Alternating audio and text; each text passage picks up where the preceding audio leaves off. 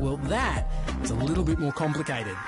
Because some people have said, hey, Bitcoin is the answer to those problems. Are you a believer? Well, Bitcoin is exciting because it shows how cheap it can be. Bitcoin is better than currency in that you don't have to be physically in the same place. And, of course, for large transactions, currency can get pretty inconvenient. And what is Bitcoin? Bitcoin is a currency on the Internet. I sent 100 euros worth of Bitcoin from here in Tokyo directly to you guys through this camera, through the network, through the TV, right into your home. If I had tried to do that, send you the money with a traditional bank, it would have taken several days and probably cost 30 euros. I just did it right now with Bitcoin instantly, basically for free, and didn't have to ask anybody for permission. I didn't need a bank, I didn't need a government, I didn't need anybody. I just needed myself and you and our smartphones to do it.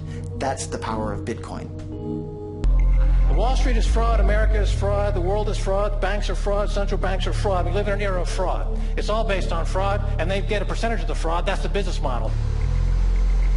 To suggest that there is any moral or ethical aspect to anything that's going on now is to be completely naive about the fact that we live in an era dominated by finance. The idea is that typically through the cell phone, you should be able to send money to your relatives.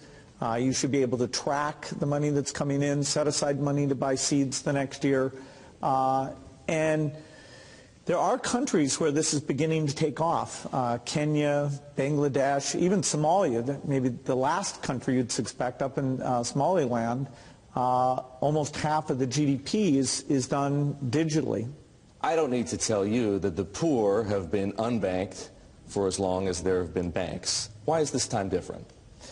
Well, it's really the digital revolution. The poorest have bought cows, stored gold, put currency under their mattress, but they are getting cell phones. And the cell phone capability of identifying who's using the cell phone, letting you look at your spending patterns, that's going to be common sense.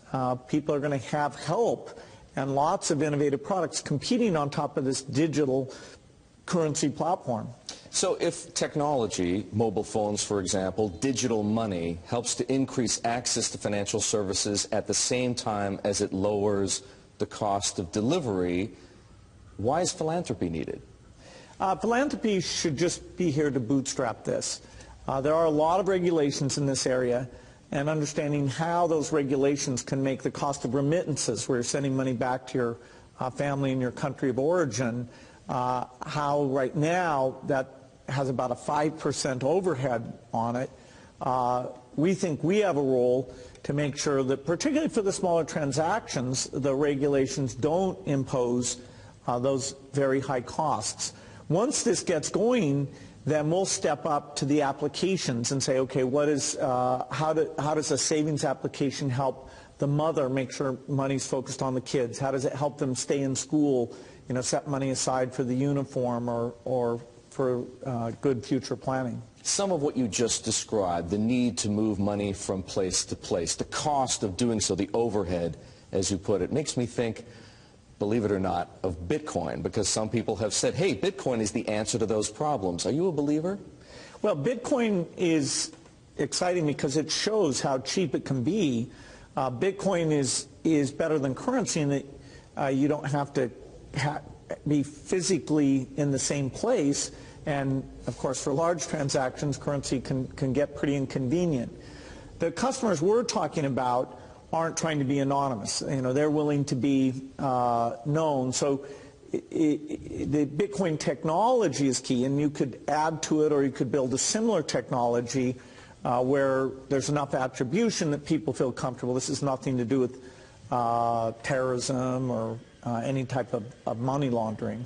What kinds of people or private enterprises right now are helping to solve the same problems you're interested in? Well, in some countries, the mobile companies have been fantastic. In a few other companies, it's been the banks. In some countries, it's a startup company that's neither a bank nor a mobile company. In Bangladesh, the bKash offering runs across any phone, and they've gotten the regulations so that they have a product that we think will get very, very pervasive. So entrepreneurs are there. The enablement this creates, if you want to put in, say, electricity in a city, collecting your bills is one of the reasons why the underspending of infrastructure in these areas is a real thing holding back the economy. You mentioned banks. Are the legacy institutions, for the most part, banks, credit card companies, payment processors, friend or foe? Many of them want to have these additional customers, but they have to embrace the idea that the fees are going to be a lot lower. And so they have to find a way to service these new customers. Now, that means these customers aren't going to be coming into their branches, and they can charge a higher fee when you want to actually cash out. But if it's a pure digital transaction, then you should be paying less than 1% to move that money from you to a merchant or from you to a friend, even with meeting all the regulatory requirements. Don't you expect them to stand in your way to protect their margins? Well, it's a competitive field, and governments have a real interest in seeing this happen.